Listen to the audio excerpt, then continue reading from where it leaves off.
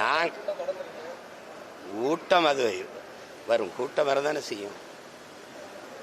ஒரு நடிகர் இதுவரை திரையில் பார்த்த ஒரு கலைஞர் திருப்பி வரும்போது பார்க்கறது கூடுவாங்க. நாங்கள்லாம் சின்ன பிள்ளையா இருக்கும்போது எம்ஜிஆர் வராரு, சிவாஜி வராருன்னு கூட்டிகிட்டு போய் நிறுத்தினதெல்லாம் இருக்குது. இதே மாதிரி மணிக்கணக்காக நின்றதெல்லாம் இருக்குது. கடைசியாக அவர் வரலை, அப்படியே போயிட்டார் பரமக்குடியோடன்னு இளையாங்குடியில் நாங்கள் நின்று ஏமாந்து திரும்பினதெல்லாம் இருக்குது. இது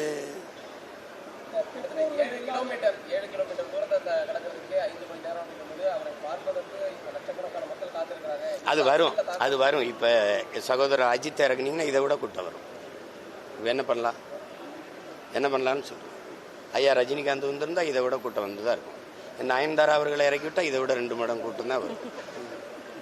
நீங்கள் அதை கூட்டத்தை பார்க்காது, முன்வைக்கிற கொள்கையை பாருங்க. உருப்படாது இல்லைன்னா உங்களை மாதிரி ஆளுகள்லாம் சேர்ந்து தான் அந்த நாட்டை நாசமாக்கிட்டே இருக்கிறீங்க. ஒரு செய்தி அறம் சார்ந்து நீங்கள் நிற்கிறீங்களா சொல்லுங்கள். நீங்கள் சும்மா ஏதாவது கூலிக்கு வேலை செஞ்சு கொள்கைக்கு வேலை செய்கிறவன கொலை பண்ணுறீங்க. இதுக்கு ஒரு ஊடகம், இதுக்கு ஒரு முதலாளி. எந்த முதலாளியும் நீங்கள் லாபத்தை வைக்க தான் வேலை செய்கிறீங்க, மக்கள் சேவைக்கு அனுக்கிறீங்க. அறம் சார்ந்து ஒரு செய்தியை வெளியிடுறீங்கன்னு சொல்லுங்கள். உங்கள் நெஞ்சை தொட்டு சொல்லுங்கள். யாராவது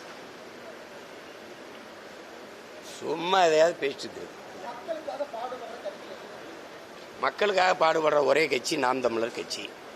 சந்தேகம் இருக்கா? உங்களுக்கு தான் பிரச்சனை, நான் தான் முதல்ல வருவேன்.